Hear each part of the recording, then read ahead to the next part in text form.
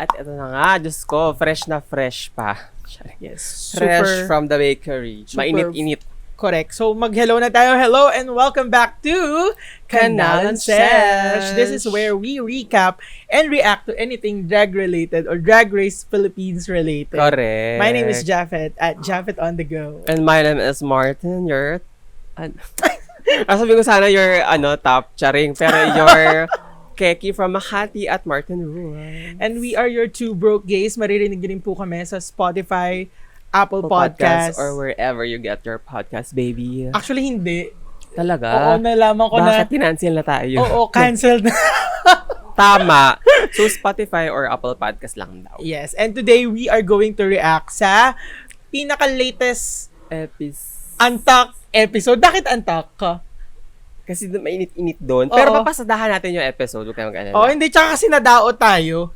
Oo, totoo. Hindi, ang dami na kasi nagre-react doon sa mga main episodes. Tsaka, ang dami ng, alam mo yun. And feeling ko kasi hindi naman tayo credible mag-react sa main episode.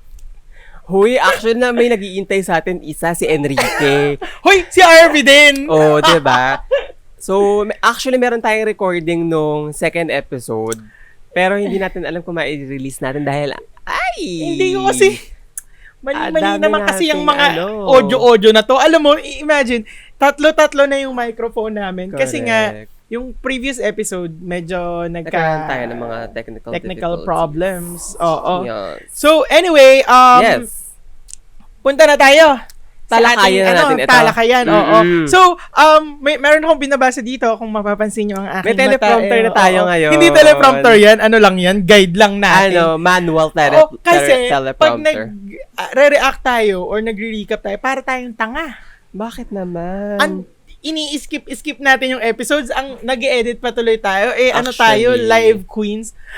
Live queens. Hindi tayo sanay talaga sa editing. Kaya yung episode 2, medyo mahirap i-release kasi kailangan pa namin i-edit. Yan nga. Kasi naman nagkanda leche talaga ang mga ano. So anyway, episode 3 is a design challenge. Yes. And as we all know, Untucked starts once our queens go backstage, chill, and prepare for lip sync while yung mga judges ay nagde-deliberate. Corrected by. So, for this episodes, ang kanilang design challenge ay who wore it better? Where yung partner mo ang kalaban mo and lahat ng safe winner queens.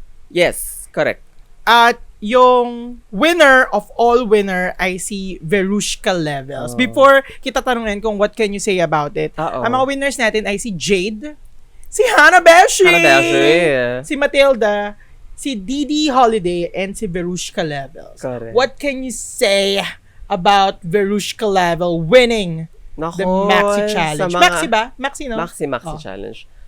Nako, I have to disagree sa decision ng mga judges. Talaga? Sino winner mo? Ang nakikita kong winner si Hanabeshi or si Jade. Either the two lang. Hindi ko nakita yung si Hanabeshi na mananalo. Si Verushka na mananalo. Ako, bias aside, kasi ang bias ko talaga si Hanabeshi tsaka si Jade. Pero silang dalawa rin yung nakikita kong naglalaban na manalo kasi feeling ko for a design challenge, more is more si Verushka, pero hindi siya polish. Actually, para sa akin pag titignan mo siya, parang hindi siya polish compared kay pag nakita mo naman yung Hanabeshi. creation ni Hanabeshi tsaka ni Jade. Diba? Ang ganda. Oo, tapos wala lang. Yung kay Verushka, maganda siya sa mata, pero pag tinignan mo na maigi, alam mo, details, hodgepodge. Pero kasi nga, di ba, merong parang chika na parang kapag tinitignan mo siya sa stage, maganda siya. Ang mga judges, syempre, nakita nila yan live. I mean, I'm trying to give benefit of the doubt sa mga judges, ha. Kasi, di ba, syempre, iba yung nakikita nila sa live and iba rin yung nakikita natin sa screen. Mas nakakapag-focus tayo kasi nga nagkakapag-zoom. Doon, ewan ko, hindi kaya baka masyadong naanuhan ng ilaw, kaya medyo maganda tignan and naipatabi pa siya kay Arizona na medyo vague yung design. So, parang baka may ganon. Pero, hindi ko talaga nakita na mananalo si Verushka. Ako din. Ako din. No? Hindi kaya connections ito? Connections that we don't have? Lagot! Yari ka. May pagka, ano pa naman yung mga judges. Cherry! Alam mo yun, parang nasa same, sila. Ay. Oh, anyway, the episode started with Jade noticing na lahat naka-corset except her. Sa kanya. And Verushka said, cheap din naman to. Referring to dun sa, anong tawag dun? Sa mga Christmas chinilin? Ano yun? Christmas yung, balls? Hindi yung buhok. Garland ba yun? Oo, Garland ba yung tawag dun? ata. Oo. What can you say about it? Sa Doon sinabi ni Verushka, na cheap daw yung nandito ni Ni Jade. Mm-mm. Feeling ko nagtatry lang siya na mag-stare ng shit. Kasi, feeling ko yun talaga yung goal niya din sa season. Pero alam mo, nag-agree ako kay Hanabeshi. Tuwan-tuwa talaga ako kay Hanabeshi nung kinonfront niya hindi man confront, pero I don't know, parang pabiro lang din. Pero kasi sinabi niya na parang cheap din naman yung suot mo. Oo, true. Something ganun yung sinabi niya. Natutuwa talaga ako kay Hanabeshi nung sinabi niya yun. Well, totoo si Hanabeshi doon, sa part na yun. Mukha talagang cheap yung suot ni Verushka. And totoo rin si Matilda. Anyway, go! Oo, Didi mentioned or opened kung paanong, kasi syempre, di ba, nanalo sila, ganyan. Tapos nanalo siya over Katkat. So, naungkat na naman itong issue wherein si Didi, sinabi niya na si Katkat ay di umano fat shamer and bully. Oh my God. Then, Jade spilled some tea. Tama bang sabihin kong spilled some tea? Or Jade tried to open up yung struggle niya kay Katkat. Pero medyo nag-struggle din siyang i-open up ito. Oo. Dahil napakalakas talaga nung Didi and alam mo parang mga loud talaga sila Didi Loud and mouth talaga sila. and Verushka. Feeling ko parang hindi man sa struggle pero parang sa na-experience niya ni Jade kay Katkat. So, Hindi, nag-struggle din siyang i-open up kasi ang loud nung dalawa Well, true. Pero yun nga, lagi 'di ba parang si Didi may kay Katkat na may beef talaga. Hindi, pero yun nga may disclaimer siya lagi. Oh, pero let's talk about it. Parang so dito sa kwentong ito, victim si Didi Holiday ni Katkat ng fat shaming.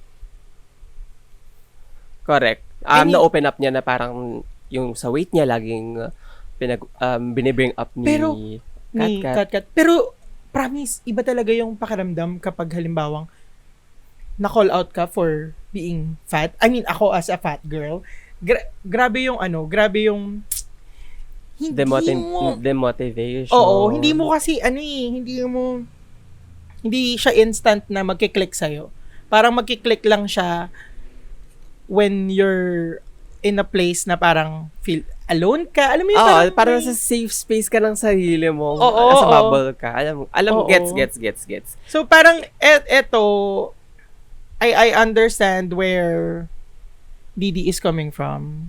Opening the things up.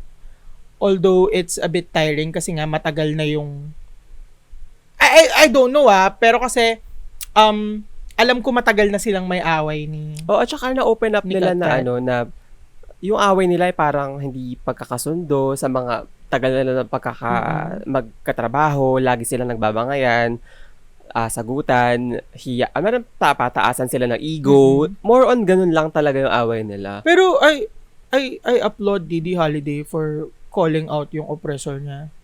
Yes, correct. Alam mo yun? And she knows kung saan niya i-call out yung oppressor niya, no? True. She knows what channel, what medium. Ginanol. Anyway, let's go to Jade. Sabi ni Jade was triggered kasi di niya in-expect na it will happen.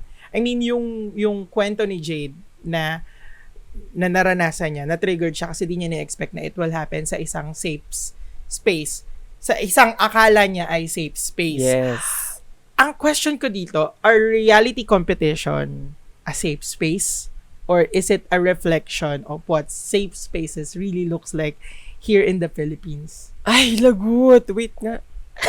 Hindi, let's Hello, queer safe spaces. Sorry. Hindi, kasi di ba nakausap natin queer safe spaces. Oo. And isa sa mga definition ng safe spaces ay kung saan yung isang individual ay malayang matututo mula sa kanyang pagkakamali, parang something ganon, or isa Makapagpahayag ng makapagpahayag sarili. ng expression niya, ganyan. I mean, yung definition ng safe space ay kung saan malaya ka, mako-call out ka, I mean, makakapagpahayag ka ng nararamdaman mo, matututo ka kapag na-call out ka, and mako-call out ka in a place na parang hindi siya parang call out na masakit. Alam mo yun? Parang pag na-call out ka sa isang safe space, parang you see it coming from a place of love. Empathy, alam mo yun? Ganun yung call-out system sa isang safe space. So, tingin mo ba, ang isang reality competition, can we consider it a safe space, gaya nga ng inaakala ni Jade? Or hindi? Definitely hindi dahil alam naman natin kung sino ang nagpapatakbo ng reality show. Yung mga producer ko, alam nila kung paano i-maneuver, kung paano mag-steer ng shit para mag-create ng buzz. So, definitely, hindi natin matatawag na safe space yung mga reality show. Kahit pa yung mga characters dun sa loob ay mag-create sila ng safe space nila. Like, for example, Drag Race Philippines, na ang mga cast ay part ng LGBTQIA+ community. Of course, safe doon. Pero once na yung mga outer entities nag-try sila na, ay, ito sabihin mo, ito gawin mo, of course, hindi talaga magiging safe yung place, yung create nila doon na family or friendship. Kasi parang naka-open siya for everyone to see, ganyan. Tapos, parang, lahat magkakaroon ng opinion about you after mong gawin yung act na yun sa isang reality competition. Well, yeah. Pero yun nga, yung mga outer forces, meron silang, what you call this, ano yung word na yun? Pero meron silang, opinions? hindi opinion meron silang, makokontrol nila yung mga characters sa loob Kung na-shoot na to ng hindi, ang ibig ko sabihin, yung halimbawa na lang yung pag-create ng villain edit. Okay. Gets. So, yung nasa production. Oo, syempre, director, producer, kung paano nila gusto patakbuhin yung isang reality show para mas kagatin ng masa, hindi talaga siya magiging safe space. Do you think it's a reflection of what safe spaces really look like here in the Philippines? Hindi. Yung nangyayari sa loob ng workroom? Hindi. Yun nga, babalik pa rin tayo na namamanipulate, yun ang tamang word, namamanipulate ng mga producers, directors, kung paano nila gusto patakbuhin yung show. So, hindi yun talaga yun yung reality ng safe spaces sa Philippines kasi it's a TV competition. It's a competition. So, alam mo yun? Para sa akin, na may possibilities din na itong nakikita natin na nangyayari, na sinasabi nila, kinoconsider nila na yung isang lugar ay safe space, pwede rin siyang reflection nung mga kinoconsider nating safe spaces dito sa Pilipinas. Kasi, like for example, yung isang bar, safe space daw siya, pero we know naman at the back of our heads na itong mga bar na ito ay capitalist-centric. Tama ba yung term ko? Na parang pinapatakbo ng isang kapitalista, minamanipulate, alam mo yun, manipulated pa rin siya ng isang capitalist system. So parang at the end of the day, na-exploit pa rin yung mga taong pumapasok dito sa safe space na to without them knowing. Kasi nga, alam lang nila, I feel good about it. This is my safe space. But at the end of the day, bayad ka para sa safe space mo. Well, para makapag-express, diba? Diba? Alam mo, feeling ko, kaya yung nasabi ni Jade, dahil kasi, trans sister niya yung sinasabihan niya. Kaya, alam mo yun, parang, trans sister, sibling, sister tayo dito. So, for context lang, pinag-uusapan namin yung Untalk, kung saan yung nagkikwento si Jade ng experience niya tungkol kay... eto nga tayo. Nagkikwento siya. Kat. Oo. Para lang di sila malos, baka nalulo sila. Ano lang sasabihin? Pero yun, meron ka pang gustong idagdag? yun. Anyway, Yun lang. habang nagkikwento si Jade, na-mention niya nga na physically ay kinurot siya ni Kat. Hindi pa pumapasok dito sila Kat. Yes. Pero ang kasi ate mo, Berushka. andun sila sa main stage, bottom Oo, sila. nasa main stage pa sila ate mo Kat. So, si Berushka, primarily, talagang parang ano siya? Ganun Parang siya. galit na galit siya. Ay, nako! Kailangan i-call out yan. Iko-confront natin yan. Oh, Bawal yan. Mali yan. Mali yan, mga Pero physical. do you think is Berushka coming from a place of concern for her drag sister and ignorant siya sa mga pwedeng kalabasan ng mga actions niya? Or do you think sinadya niya? Is she being possessed? Manipulated? Alam mo, ang hirap sabihin na minamanipulit siya or coming from a place of love yung ginawa Or niya. concern? Or concern. Siguro, noong umpisa, parang concerned siya na parang, ay hindi, Jade, tara, sugurin natin yan, ganyan. Pero, nung kaharap niya na si Kat bilang, ma, may ginawa ka daw. Alam mo yun, parang, girl, asa na yung fight mo kanina for Jade? Pero maraming taong ganyan, no? Sa totoong buhay. Oo, na marami. parang they will act like as if super concerned sila sa'yo, ganyan-ganyan. Of course. Alam mo yun, to a point na parang akala mo, parang, may knight in shining armor. Oo. Sila yung mga classmate mo na high school na feeling mo ipagtatanggol ka, pero pag andyan na yung mga kalaban mo, ay, mag-isa ka, be. Sino ka?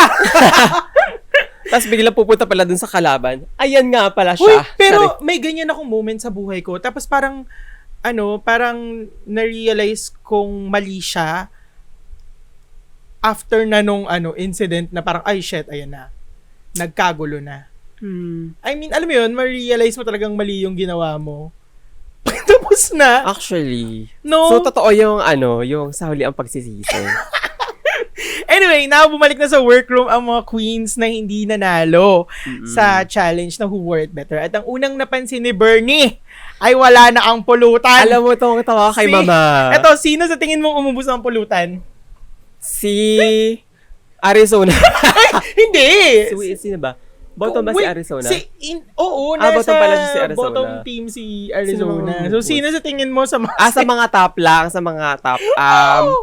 It's either si Hannah Beshi or si Didi. Si Didi. Kasi nakita ko si Didi ngumangasab talaga eh. Pero si Jade din eh. Habang laps din talaga. Din eh. Pero, yun, wala namang big deal. Nakakatawa lang. Tsaka nakakatawa yung mga small commentaries ni Bernie na parang, halimbawa sa main stage na parang, di ba, napabagsak si OV. Tapos tinatry niya i-help. Tapos sabi niya, sandali, gagawin ko lang yung exit ko. Sabi niya, bahala ka sa buhay mo. Alam mo yung mga ganun? Cute. Sa mga bagong nanonood at nakikinig, yung background sound po namin, ay, automatic na yan. Every time na nagre-record kami, ganyan yan. Kung nakikinig kayo ng podcast namin, ganyan sila. Correct. Her name is Sasha, and we can't control her. Yeah. Anyway, of all the losing queens, sino ang di mo bet na dapat nandun? And sino ang deserved na nasa losing team? And eto sila, si OV, si Arizona, si Kat, si Tiny, and si Bernie. Sino muna ang hindi dapat nandun? Sa top. Sa bottom. Sa loser. Sa losing sa team loser, nga eh. si Bernie. Diba? Kung hindi lang Who Wore It Better, and tama yung judges na sa sinabi nila na. Kung hindi lang magka-partner na parang sa inyong dalawa, kung sino yung top, automatically yung isa bottom. Pag ikaw, sinong bet mong makalaban doon? Makalaban sa lahat when it comes to design challenge. So, sino ba? Yung gusto ko maka-partner. Oo, and makalaban. Maka-partner and makalaban. Di ba kasi ganun yung team niya? Oo. Sinong bet mo? Si Jade. Na makalaban? Kasi feeling ko kung kasama ko siya sa competition, siya yung what you call this? Biggest, threat. oo. So, siya yung kakalabanin ko. Ay, Anitra ka dyan. Oo, so, kung mabottom ako, at least, girl. Ako since hindi ako ganun kagaling mag-design sa sarili ko. I mean, kaya ako mag-design ng outfit for others, pero yung para sa sarili ko, nahihirapan ako. Siguro, si Arizona. Tapos, ang hindi ko gustong makalaban, kasi alam kong magaling, si Ovi, si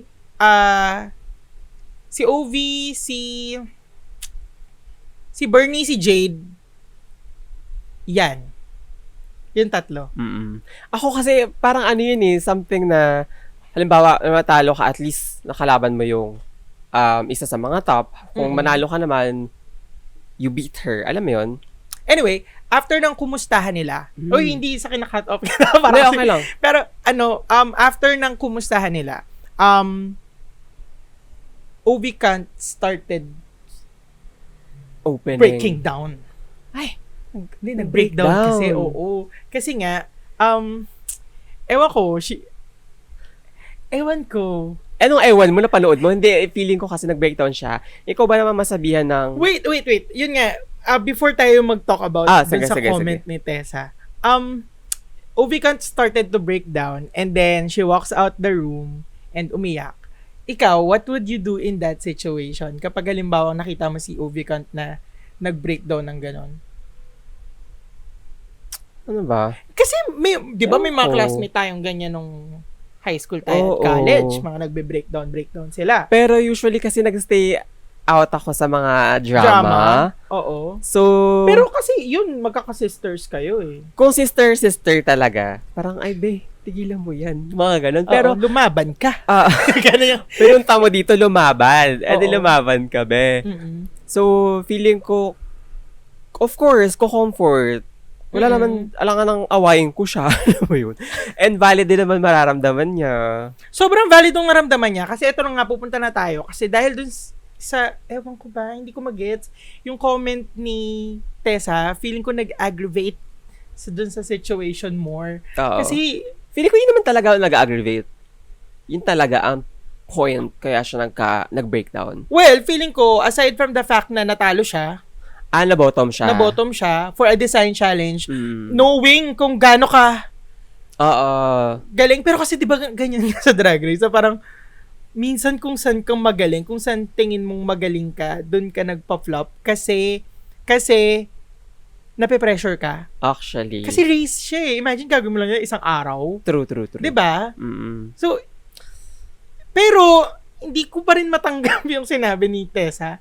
Na parang Tessa, hindi ka na nga nakatulong dun sa Actually, sa workroom na nung sinama siya parang naghihintay ako ng comment niya na would uplift comment, suggestion. Oo, na constructive, na parang mapapabetter pa yung damit. O hindi ko alam kasi baka kinat ng editor. Pero, sa lahat ng pinuntahan niyang queens, wala man lang tayo narinig na okay, may mga suggestion siya na para mapabetter yung look. Parang anong look mo? Na parang gito, ang ganda nito, ganyan. Chiriri-chiriri. Inspiration mo. Pero wala siya yung parang, siguro much better kung eto. Oo, parang yung trabaho ng host. Correct, wala. Nandun lang siya, as a wallflower lang siya. So wala siyang input talaga. Alam mo yung parang sa design ng mga queens. Well, obviously, sa style ni Tessa, she needs attention. She needs an edit. Girl. Edit, girl. Judges and guest judges not beating the mata pobre allegation. Well, they are mata pobre. Grabe, season 1 pa, no? Tapos, nabasa ko nga yung parang tweet ni Marina saying na parang kasama nila si Tessa nung nagkaroon ng reconciliation between Eva La Queen and Rajo Laurel na parang Correct. She thinks magandang material yung comment niya for a joke. Correct. Sobrang... That attitude is trash. Ewan ko. And yun nga, feeling ko sobrang gusto niya ng attention to a point na gagamit siya ng aggression towards member ng community natin just to get that clout. Correct. Para pag-usapan siya. And girl... True. Actually, tiring na yung this is trash. girl, ikaw kaya mag-construct ng susuotin mo. Oo. And one day, mag-make up ganun ng 1 hour. Na walang ibang, kasi for sure, meron siyang stylist, meron siyang seamstress. Alam mo yun? Anyway, girl, may sasabihin ka ba? let's move on. Adding chaos to the already chaotic workroom, sabi ng script natin. Yes! Si Verushka, sinabihan si Katkat about yung sa sinabi ni Jade earlier. And the big question is this the work of the devil? Or production asked Verushka to steer some shit for good TV? Feeling ko both. Feeling ko talaga both. Both. Talaga? Oo. Feeling ko talaga. Pero nung umpisa pa lang, nung sila pa lang mga top, ano na talaga si Verushka na, ay, ano natin si Kat. Alam mo, I have this feeling na siya. I have this feeling na pinush ng production. I mean, mali na ako kung mali. Ito ano ko lang, feeling ko lang, hunch ko lang. Kasi tinitignan ko yung mukha ni Verushka nung sinasabi niya yung kay Katkat. There's something wrong. Parang, Oo. ewan ko, hindi ko alam. Hindi mo alam kung parang binulungan ba siya. True. Kasi di ba may mga ganyan? Oo. Hindi natin malalaman hanggat di siya nagsasalita. Correct. At talagang i-condemn siya ng mga tao. Kasi, pero may contract sila. So, hindi pwede. ay naku, nakakainis. Nakakainis lang. Kasi parang, ang daming ganyan. Ang daming ganyan na, well, minsan nga, feeling ko tayo, yung ginagawa natin, nag-i-steer din tayo ng shit eh. Kasi I'm sure naman na, na matagal na tong na-shoot, and I'm sure okay na sila, Jade and Katkat, alam mo yun, and we're just doing this para may pag-usapan tayo. Lalo na yung mga, alam mo yun, feeling ko nga, iniisip ko nga sa ginagawa ba natin to, are we adding sa problema pa, sa mas malaki pang problema?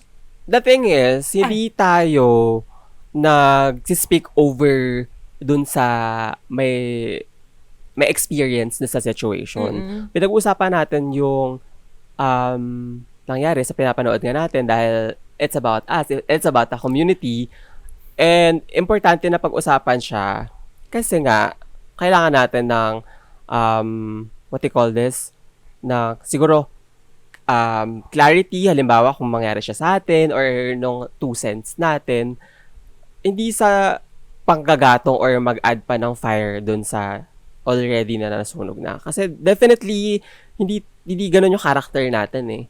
And kung mag-steer tayo ng shit, ginawa na natin yun, unahin natin sa government. At hindi sa sarili nating community. So, yun. Pero, yun nga, paulit-ulit ako doon sa term reflection siya talaga nung nangyayari sa community natin eh. Hindi siya pwedeng sabihin lang natin na, this is just for entertainment, this is just a show. Kasi kung titignan mo, nangyayari talaga tong mga to. And maganda nga na mapag-usapan so that others will be somehow sensitive sa mga actions nila towards each other. Diba? Correct. Anyway, nagkaroon na ng confrontation between Katkat and Jade. Binigyan naman ni Katkat si Jade ng opportunity na mag-talk.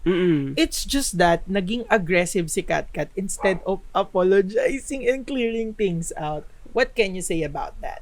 Feeling ko, hindi yung feeling ko, ano ko talaga, merong superiority complex si Katkat. Kasi nga parang mas, of course, ahead siya kay Jade, and sobrang naging defensive niya sa situation na yun.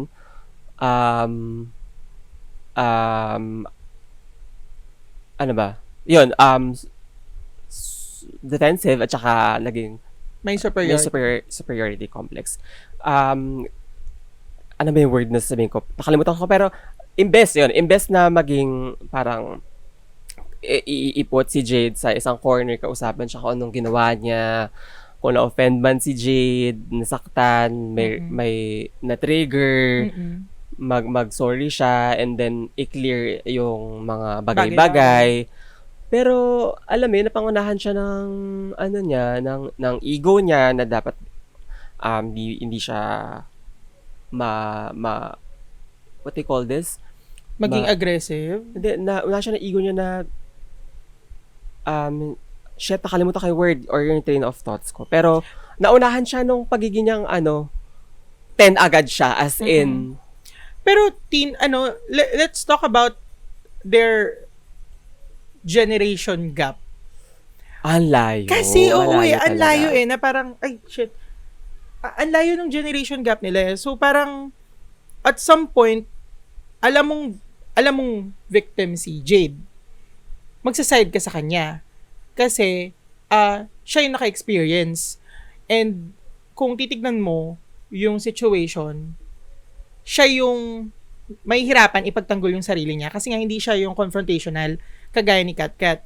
So, ikaw, automatic, magsaside ka sa kanya.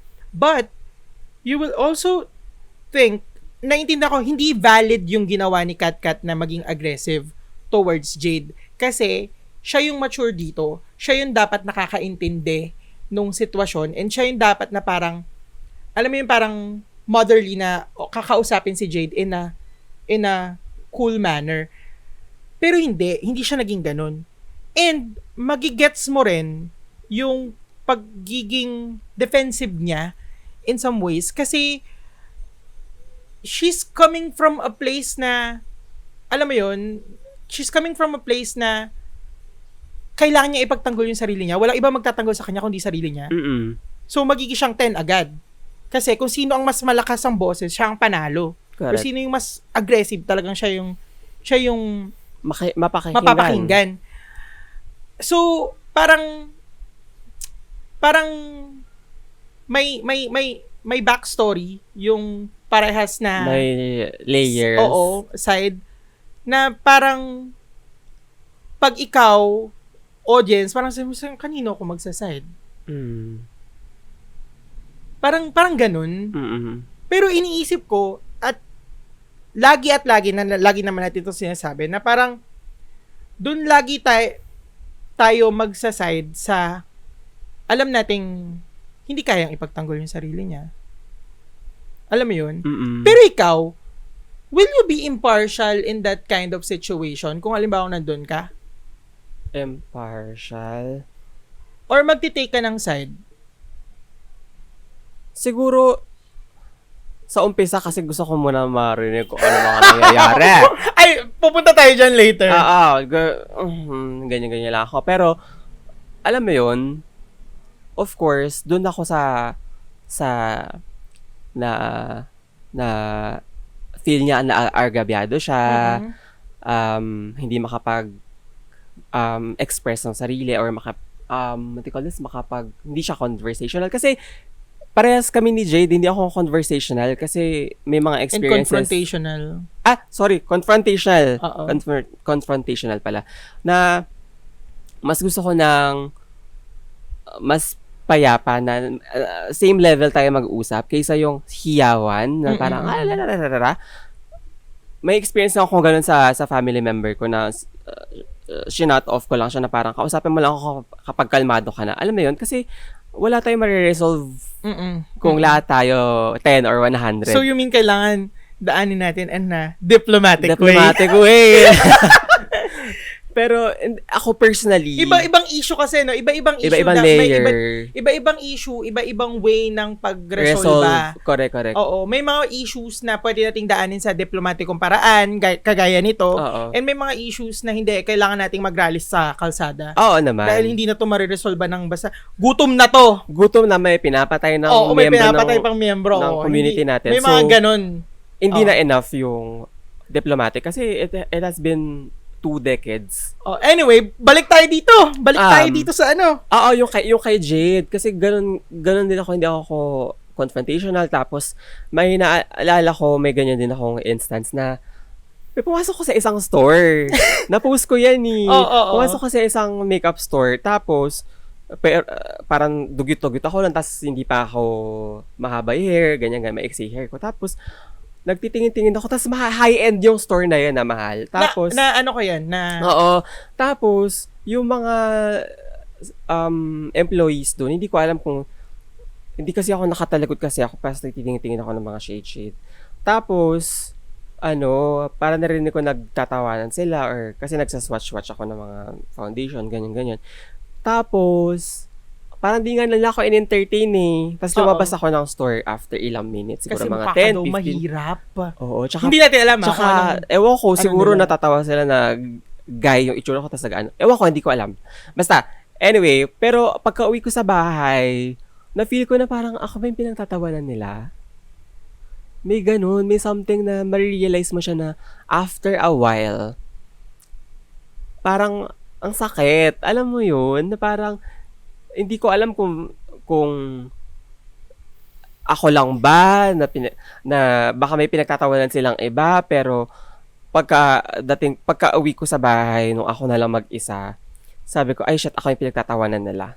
Actually, pupunta tayo dyan kasi sobrang bigat nito sa akin.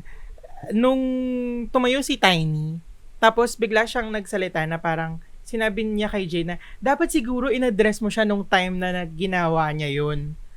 Ano, pamura ako. Ako Parang, na-shook ang bigat. ako. Na-shook. Ang bigat Yes. para sa akin kasi parang hindi lahat ng tao kayang ganun kabilis. Kung tingin niya, it's easy na i-confront yung sitwasyon. Minsan kasi hindi siya mag-click. Gaya Actually. nga nung sinabi natin kanina. Hindi siya, yung abuse na may experience mo, hindi siya mag-kick. Yung aggression, wag na abuse. Yung aggression, micro man yan or hindi siya mag-click agad sa'yo once na ginawa sa'yo. Ako minsan na parang, shit, condescending pala yung sinabi niya sa akin. Alam mo yun, may ganon, may mga ganong moments na parang, marirealize mo na siya pag nasa MRT ka na, mag-isa ka na sa bus, na na parang, na-exploit pala ako ng boss ko. Oo. And, ang nakakapikon, lalo na dito sa Philippine setting, every time na bino-voice out mo yung experience mo, ang sakit-sakit, lalo na pag sinasabi ng tao, masyado kang sensitive. True. You're being too sensitive. Totoo. And, alam mo yun, parang At dapat inano mo na nung nandun ka. Ayan. Sobrang, Diyos ko. lagi ko naririnig yan. Actually, Kaya parang, nagtitik talaga yung tenga ko nung... Ikaw tuloy na nag-e-express or nag-voice out, babalik ka sa shell mo kasi ganun yung pag-accept nila nung naranasan mo aggression, micro man or hindi. Kasi nga parang shinut off ka na nila na ba't di mo sinabi during nung nangyari yun sa'yo or ang sensitive mo naman masyado. Yan, Diyos ko. Alam mo yun. So, ang daming layers. Pero, yun nga, si Tiny parang hindi ko alam kung good ba yung intention na gusto niya. Pero for sure, good intention. Pero hindi, so si Tiny, hindi lahat ng situation na experience ng tao ay masasabi niya agad up front.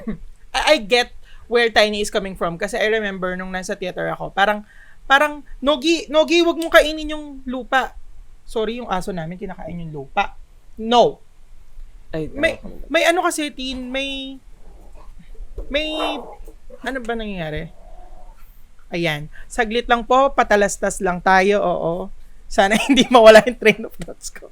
Anyway, yung sinasabi ko nga, na parang naalala ko, nung nasa theater ako, may minensyon kasi si Tiny na parang pag mga bading sa circle nila, biru-biruan lang yung mga ganon-ganon.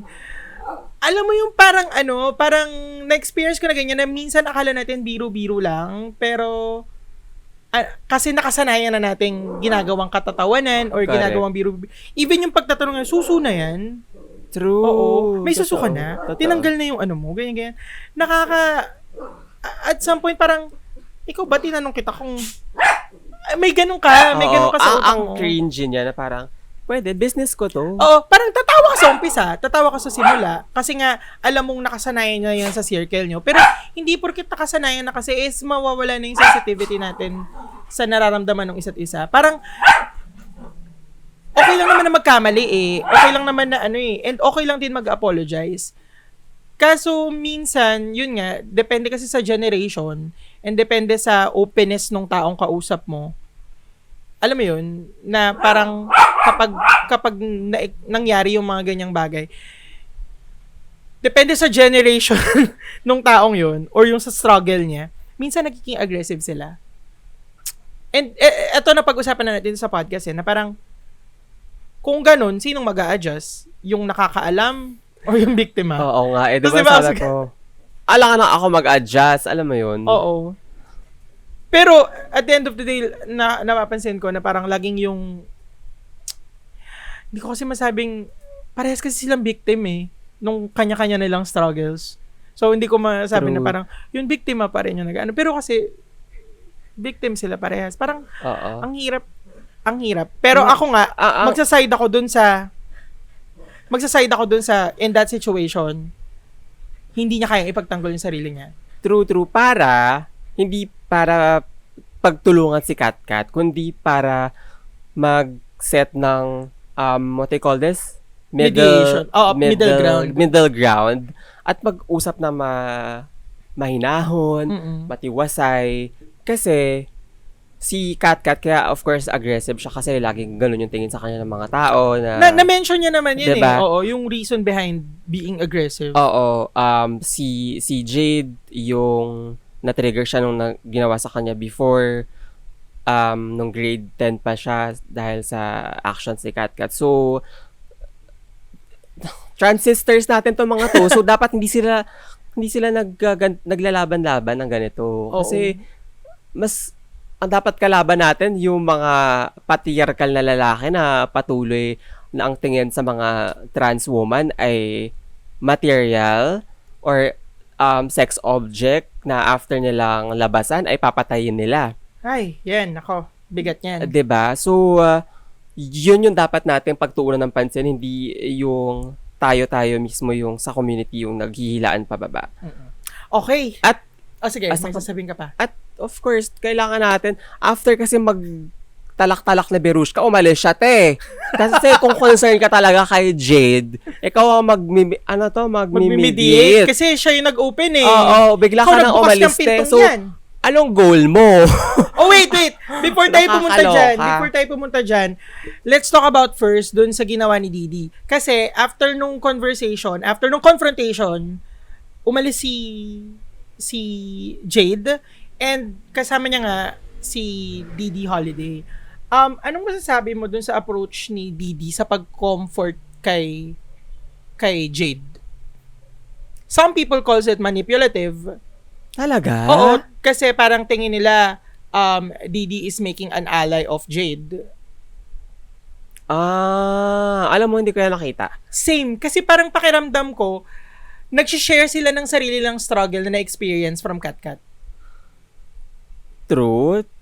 Plus, hindi naman sinabi ni Didi na kay Jade na, alam mo yun, hindi siya nakikisaw-saw or parang, ako ang kalabanin mo, Katkat, ganyan. Ang sinasabi niya kay Jade, stand your ground, which is right, dahil it's between Jade and Katkat. And hindi siya nakikisali. Andun siya sa likod ni Jade para sumuporta na huwag ka mag-breakdown, lumaban ka. Pero at the end of the conversation, nag-breakdown pa rin si Jade kasi nga hindi siya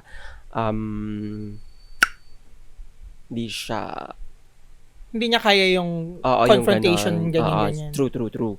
So yun, hindi ko nakita na manipulative. Oo, ewan ko. Hindi mo ba siya nakita na parang adding fuel dun sa fire na nangyayari?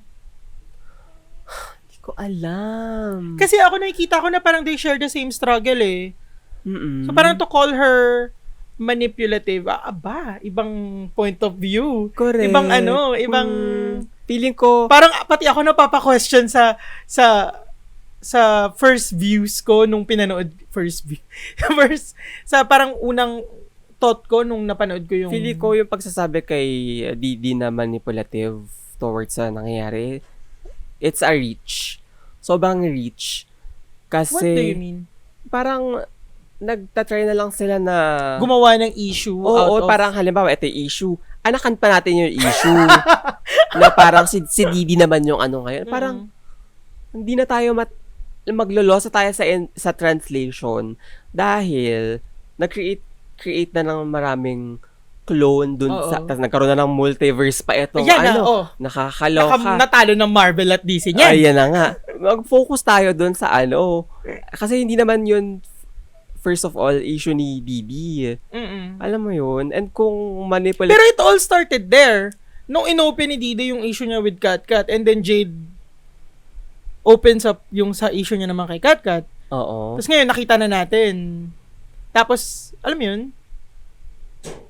So, issue at issue nila to. Pero yun nga, ako sa first viewing ko, parang ang nakita ko is that Didi trying to comfort someone na nakaka-relate siya kasi na-experience niya yun. Well, alam mo yun, pero kasi ang ano dito, hindi natin naririnig yung side ni Cat. Hindi na tayo nabigyan ng pagkakataon na marinig yung side ni Cat kasi nga natabunan ng pagiging aggressive niya. And yun nga. Oo, asan dami niya nang sinabi na masasakit na salita. Oo, eto kumapit ka dito. Pag-usapan natin kasi during the ano yun yung parang ini-interview sila? Confessional. Sinabi ni Verushka na tingin niya she is right. What she did is right. What can you say about that? Ganyan yung mga false prophet. Na parang ako ang sugo ng Diyos. Tama ang mga salita ko. Ganyan. Mali. It's so delusional to a point na parang... Sasabihin mo tama yung ginawa mo. Oo. Hindi talaga. I hope, no, habang pinapanood ni Verushka ngayon, parang nare-realize siya na, oh shit, mali ako. But I'm giving good TV. Hala, paano kung gano'n, no? Parang tingin niya, mali nga yung ginawa niya, but it's good TV. Cha-ching! Ganyan siya. Pero yung sa credibility niya yung yun sa nga, niya, sa dignity niya, alam mo yun? Oo. As a tao, as a human. Pero alam mo, I'm trying to give these people of course, dahil kasi alam ko naman na shoot na yan ng matagal na. And malay natin, nagbago sila na. Correct. At saka diba? And this is at saka magbibigay tayo ng benefit of the doubt sa mga kasama natin sa komunidad. Kasi tayo lang din naman ang magtutulungan, diba? Unless pinandigan mo talagang enabler ka. Ay, lagot.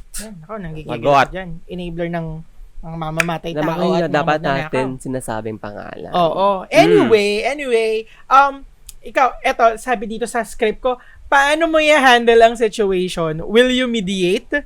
Or magiging ka bang impartial? Or will you shut up and observe and take notes? Or magiging oportunista ka at palalakin mo ang gulo hanggang sa magkapisikalan sila, hanggang sa yung isa matanggal? Or isa doon matanggal agad para mabilis ang competition? Anong gagawin mo? Siguro mag-mediate. Mag-mediate ka? Alam mo, sa Libra ka talaga. Kasi ako din, live as Libra, iniisip ko rin na feeling ko, mag-mediate ako by, number 1, paalisin sila parehas sa situation para lang mag-die down yung emotions, yung frustrations, and then let them talk afterwards in a calm manner. Kasi parang pakiramdam ko, and as a Libra, pero pakiramdam ko kasi talaga hindi mare-resolve ng ganun eh. Diba? Oo. Na parang, I know Jade is longing for an apology, pero with that emotional cat and yung ano ni cat, emotional cat, hindi na captivating cat. Emotional cat. Pero alam mo yun, with that height of emotion from cat, parang hindi niya makukuha. Walang mare-resolve. And, alam mo yun, mag-mediate tayo talaga. Wala tayo ibang choice. Kasi, parang never ko pa naging character na pwede yung isa na manahimik. Kasi, ayoko nga ng mga, Ako minsan na nanahimik ako, pero alam mo yung pag nakita ko ng yung dalawa, pero alam mo yung pag may kapasidad ako na mag-medal doon, minsan nagme-medal ako eh. Paano medal ba ito?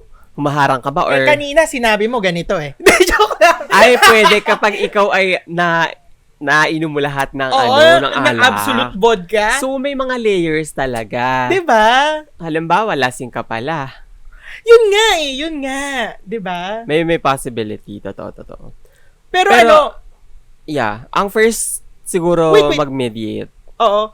Pero, sa akin, whether sinadya man ni Verushka yung ginawa niya or hindi, mali talaga yung ginawa niya.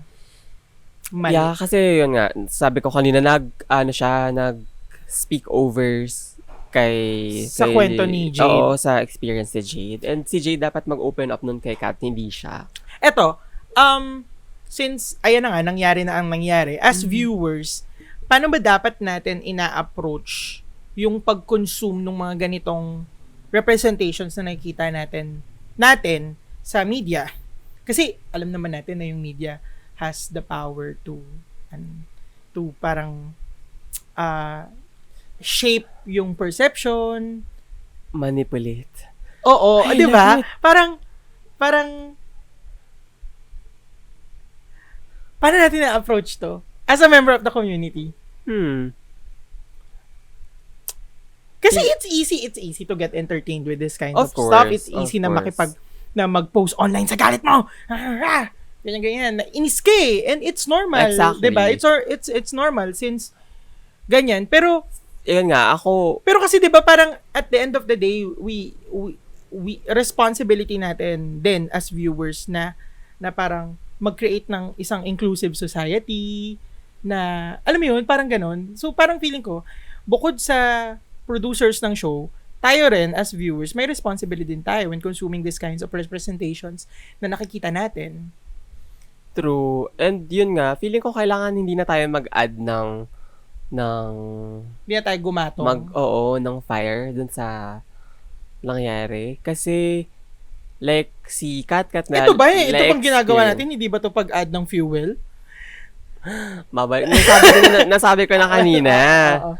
Pero yun na nga, going back, si Kat, nakaka-receive siya lagi ng mga... Backlash ng mga...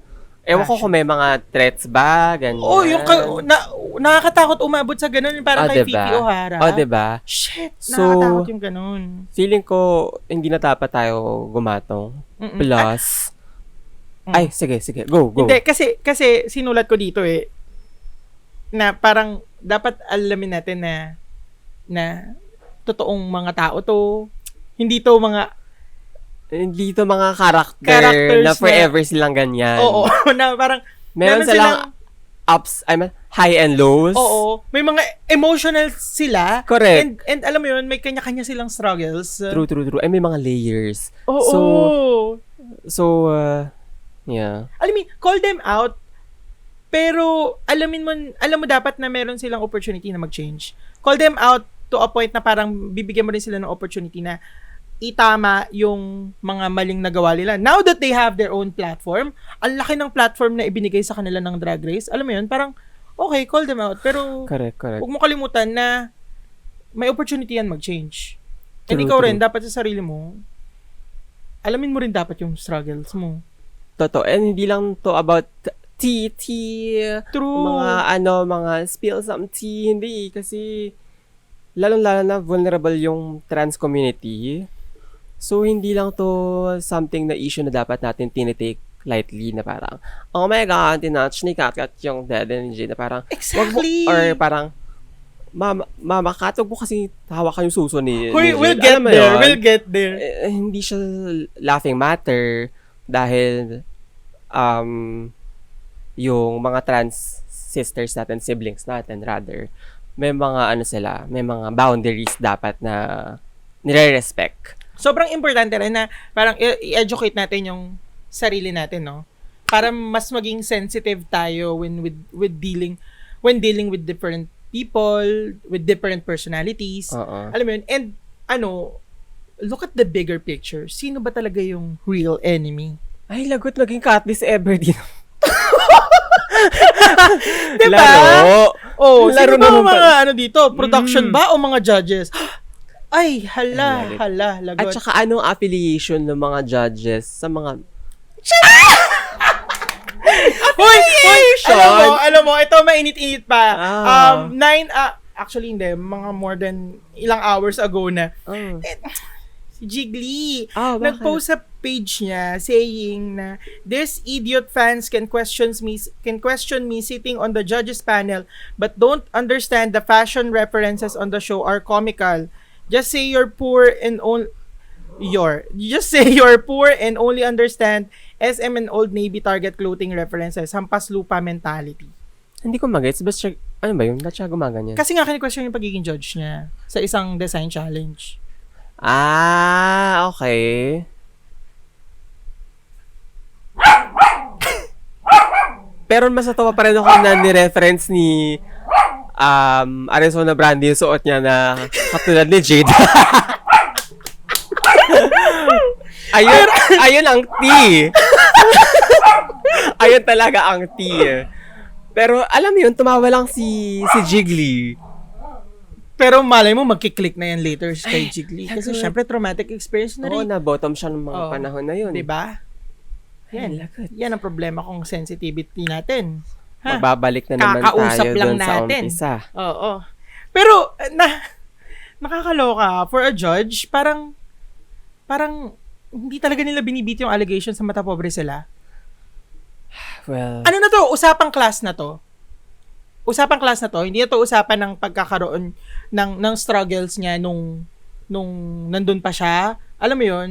Hindi ko magets bakit hindi niya magets na maling sabihin etong mga bagay na to. Na hampas lupa mentality, poor and SM at Old Navy lang. Ako naniniwala ako na yung fashion is when you wear old ragged clothes but it will look expensive on you. Yun ang fashion. correct. Kahit galing sa ukay. Kahit galing sa ukay, you can wear it. Oo. And in this economy and this sobrang lalang climate change, gusto mo pa ng Couture. magsuot ng mga high fashion chururut ganyan. Oo.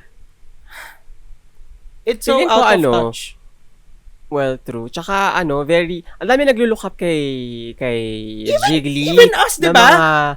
Na mga new queens o mga gustong, or kahit mga veteranang queen na kasi sumali siya sa Di ba? original, what do you call this? Di ba, franchise? Original show na RuPaul. Ng RuPaul. Feeling ko, as a judge, very unbecoming na mag-release siya ng mga gantong statements na very, parang ng mamaliit ng mga may hirap. Lalo na, drag is expensive and maraming mga baby drag queens ang nag-survive sa mga what they call this? Umahanap sila ng mga paraan para ma-put up Ma-put- yung costume Correct, or dress correct. nila. Oo, yun. Mga Yung look nila. Oo. So, very unbecoming. Very reflective sa ating mga politicians. Well, true. Out of touch and anti-poor. Correct. Anyway, at the end of the day, kahit ano man yung sabihin natin, kahit magbardagulan pa tayo dito, they are all sisters. Anyway, the episode ends with Tiny going home. What do you think of that lip sync? Alam mo, hindi ako magsisinungaling kahit friend ko si Tiny. Deserve niya na umuwi. Nung time na yan. Oo. Ako rin, kasi parang feeling ko binigyan tayo ni Arizona ng, pinatikim niya tayo ng taste of rupture. Pinatikim niya tayo ng Taste of Cubao. Cubao drag queens. Diba? Dubaw? Pinatikim niya tayo ng Cubao excellence. Pero Diba? natuwa ako as baklang mahilig tumambay sa Cubao nung kabataan niya. Natuwa ako sa ginagawa ni Arizona. And dapat tigilan na natin yung pagtawag kasi ko nung sinabi ni Didi Holiday na Didi ba yun? Na parang cheap. Oo. Nakalimutan ko na, hindi ko sure baka si mali Didi ako. nga. Pero alam mo yun, parang dapat tigilan na natin yun. Kasi naalala ko kasi na parang noon, pag pumunta ako sa mga gay bars, parang yung drag, 'di ba, highlight yung mga macho-machong sumasayaw. Ganyan. Sila may nakakuha ng tip, pero yung mga drag queens na parang commercial, sasayaw lang, hindi sila ganun nabibigyan ng tip. Ay. Alam mo yun? And nalulungkot lang ako na we look down sa mga sisters nating drag queens na parang when in fact hindi naman dapat ganun. Correct. Alam mo yun? Walang cheap sa pagdadrag. Even yung mga sumasayaw sa mga sa mga piyesta-piyesta ng mga drag queens, walang cheap sa ginagawa nila. Ang hirap kumatok sa bahay-bahay para manghingi ng pera. Totoo, at mag-abot ng sobre at magsayaw. 'Di ba?